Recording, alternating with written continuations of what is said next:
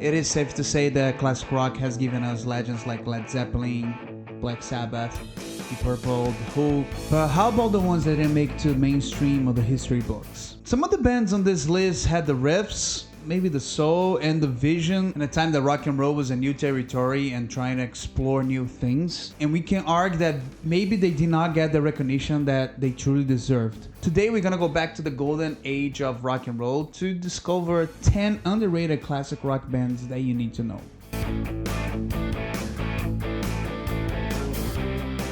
Start the list with a UK band called Horse. It was a hard rock psychedelic band from London that was founded in 1968, and they released only one album, self-titled, in 1970. And it's one of those early proto-metal with psychedelic undertones, like a mix of Sabbath jamming with early Uriah Heep, with haunting tracks like The Sacrifice and See the People Creeping Around that were dark, heavy, and hypnotic. It's very hard to find anything from the band members, but I guess the only member that kept playing music was the drummer Rick Parnell, that had a notable work with the band Atomic Rooster, which it could be one of those bands in this list as well. But you probably recognize him for the role of the drummer Mick Shrimpton in the famous movie This Is a Spinal Tap. If you like the guitar-driven sound of the early 70s and late 60s, that is an excellent suggestion to start the list. Another band from UK called Tucky Buzzard. It was band produced by Bill Wyman, also produced the Rolling Stones. It was formed in 1969 with former twin members of the band The End, which had a sound more focused on pop psychedelic than rock and roll. There were Jimi Henderson on vocals, Terry Taylor on guitar, Dave Brown on bass, Paul Francis on drums, and Nick Graham on the keyboard. It was a band that had a mix of hard rock, blues, and funk that sort of like stood shoulder to shoulder with more popular bands like Free and Hub on Pie. They produced a total of 5 albums between 1969 and 73, and my recommendations would be Warm Slash from 71 and Alright on the Knife from 73. They show how raw, raunchy, and a little bit ahead of the time, they're totally different from The End the band was. It was like one of those bands that they sort of have the hooks, the attitude, the grooves. It maybe like they miss a hit, an important song, like a strong song to sort of carry an album or the band. There's a curiosity that they had one of the songs from the self-titled album called Time Will Be Your Doctor. It was also recorded by the progressive band from London, Fuzzy Duck, on the self-titled debut album they released in the same year, which is so weird. And it's sort of the same song and not. I recommend check it out both to take your own conclusions. Another band from the late 60s from the UK was a band called The Gun. It was formed by Adrian Gurvitz and Paul Gurvitz, the Gurvitz brothers, and they gave us The Gun. And their self-titled debut, it's one of the reasons I'm making this video. The hit Race with the Devil became a cult anthem, reaching the charts in 68. It was later covered by bands like Judas Priest, Black Oak, Arkansas, and Grove School. But, the rest of the album is equally good. It has a blend of psych rock textures with early hard rock, sort of like predicting the sound of what the 70s would become before it exists. The follow-up album, Gunside from 69, it's equally good, but had no singles, which makes things harder to move forward for the band. That despite releasing a couple of singles after the album, they disbanded short after and created the Three-Man Army in 71. They partnered with Ginger Baker from Cream, and they created the next band on the list, which is called the Baker Gurvitz Army, which they had 2 albums, a mix of fused jazz rock with more of a heavy rock. Self-titled from 74. It's right here. And this album, he has tracks like Love Is and Help are honestly one of my favorite drumming moments of all time. And Memory Lane, another track, the short band that could be between like a Deep Purple and a Mahashivil orchestra. The second album, Elysian Encounter, is still good, and the third album from 76 called Hearts on Fire, which I don't have, was decent, but sadly the death of their manager led to a band breaking up in the same year, which made it hard for them to come back after. But they left us with 3 amazing records that most people don't talk about. Blackwater Park is a progressive rock band from Germany, from Berlin. They released only one album, Dirt Box. The album was released in 72, and before Opeth used this band's name for the breakthrough album in 2001, The name of the band comes from the name of the Gothic mansion settling of Wilkie Collins' novel The Woman in White. And apart from the band getting a cult following by Opeth fans, which is an obvious thing that they would seek and try to see if it's good, this band and record, it's one of those criminally overrated that sits perfectly between Deep Purple and Atomic Rooster, with very late 60s vibes, heavy Hammond organ, bluesy guitar work, and smoky atmosphere. And again, they got Curiosity from there, which is great after members of Opeth talk about the inspiration for the most popular album.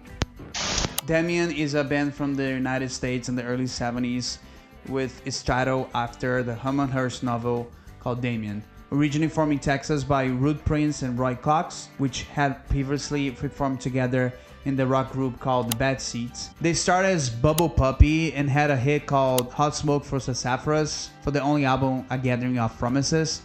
The band sort of revamped themselves as Damian with the desire to explore a heavier, darker, and more mature sound. Their self-titled and only album from 1971 has killer riffs and a killer tone, with songs like my absolute favorite, Face the Crown, that shows the perfect balance between psychedelic roots and hard rock, sort of heavy hard rock. But unfortunately, it failed to perform in the charts, which led to financial difficulties with the label and made the group break up a year after in 72. Granicus is another band from the United States, from Cleveland. It's, imagine if Led Zeppelin had like a little bit more of a cosmic approach. They released a self-titled album, debuted in 1973, which it's packed with like honestly one of the most overrated American hard rock of the whole decade. Tracks like You're American and Twilight mix massive vocals, sharp guitars, and tight grooves.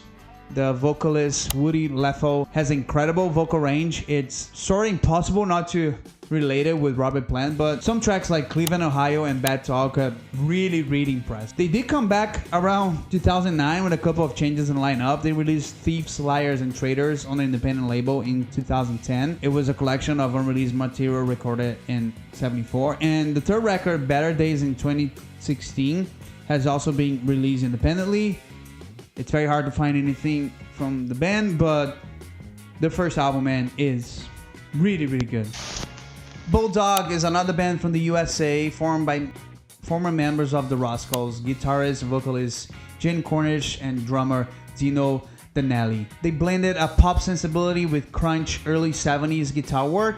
The 72 debut has some great moments, and the follow-up Smasher from 74, it's equally interesting and good. They broke up in 74 after only those two albums. It was, very short-lived, but Bulldog sits somewhere between Badfinger and Grand Funk Railroad with a good mix of melodies and heavyish sound. They, again, a band that probably missed like a big hit on the discography, and the fact that they break up after two albums with members from a band that had already sort of had a name on it, it was really hard for them to keep moving forward and have sort of like the recognition that they deserve. It's not like a household name, it's probably my least favorite band on this list, but it's still an interesting band to check out.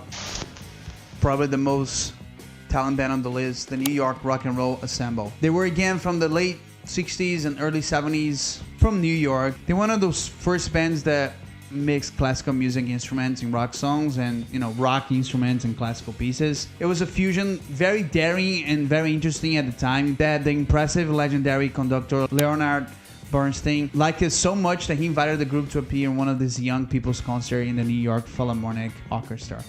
The band had 6 albums in the discography, with Reflections from 1970 being the most popular and Freedom Burger from 72 being my absolute favorite. Shortly after Freedom Burger, the band disbanded, and members of the band had successful careers after, especially in the film industry. Mark Snow would serve as composer for shows including Smallville, Blue Bloods, Ghost Whisperer, Hard to Have, Millennium, One Tree Hill, and he was perhaps best known for composing the theme of the X-Files. Michael Kamen also composed for the Die Hard and Lethal Weapon franchises, Brazil from 85, Highlander, X-Men for 2000, the Band of Brothers, and he also worked with many other artists through the years like Pink Floyd, Queen, Eurythmics, Guns N' Roses, and he is a legendary figure.